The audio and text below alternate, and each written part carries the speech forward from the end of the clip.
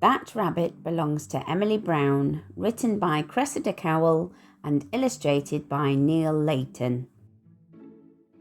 Once upon a time there was a little girl called Emily Brown and her old grey rabbit called Stanley. One day Emily Brown and Stanley were just launching themselves into outer space to look for alien life forms when there was a rat-a-tat-tat at the kitchen door. It was the chief footman to the Queen.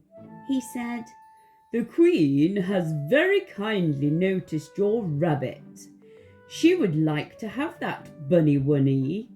In return, she offers this brand new golden teddy bear."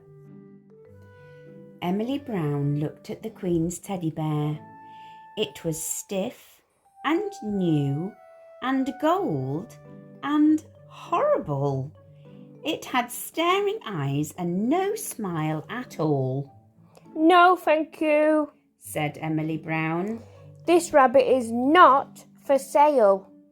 And his name isn't Bunny Wunny, it's Stanley." And Emily Brown shut the door politely. An hour or so later, Emily Brown and Stanley were just riding through the Sahara Desert on their motorbike when there was a rat-a-tat-tat at the garden door. It was the army. The captain saluted and said, "Her Most Royal Highness Queen Gloriana the Third greets Miss Emily Brown, and she would still like to have that bunny wunny. In return, she offers her the brand new golden teddy bear and 10 talking dolls that say, 'Mama, Mama.'" Emily Brown said, "I don't want 10 talking dolls. I want my rabbit. And his name isn't Bunny Wunny, it's Stanley." and Emily Brown sent that army away, less politely this time. A few days later, Emily Brown and Stanley were just deep-sea diving off the Barrier Reef when there was a rat-a-tat-tat at the garden door. It was the Navy. The Admiral saluted and said, "Her Most Glorious Royalness, Queen Gloriana the Third, greets Miss Emily Brown, and she would like you to hand over that rabbit at your earliest convenience. She points out that she is the poshest person on the planet, and Bunny Wunny will be much better off with her.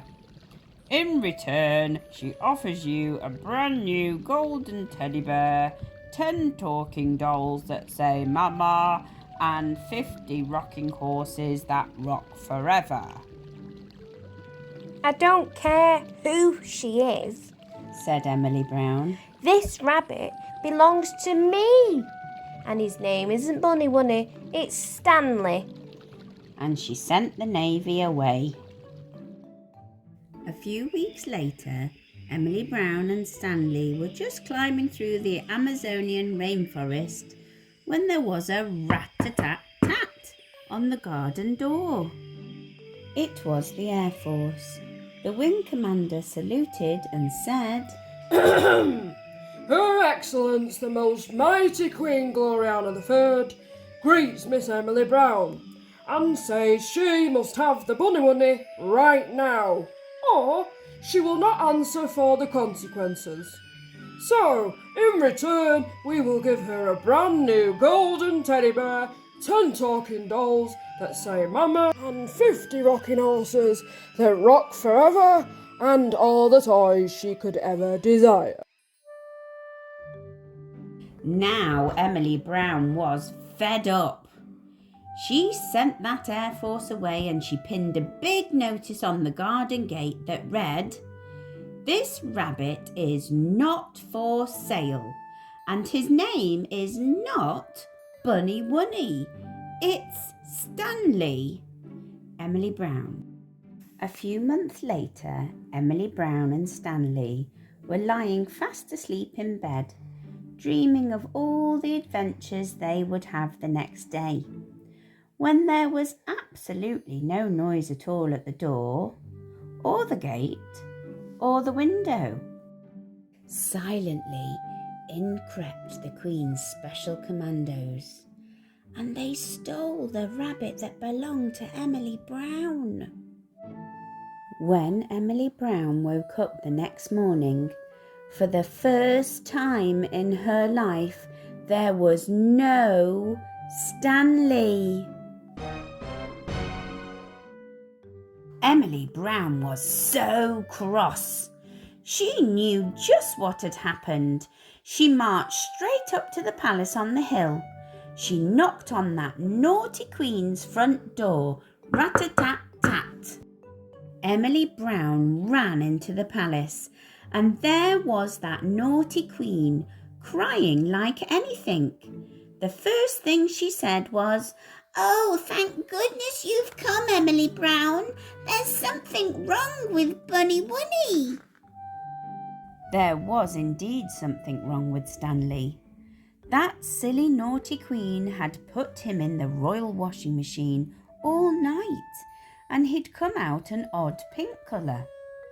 The royal dressmakers had stuffed him full of stuffing, so he wasn't flippy-floppy anymore.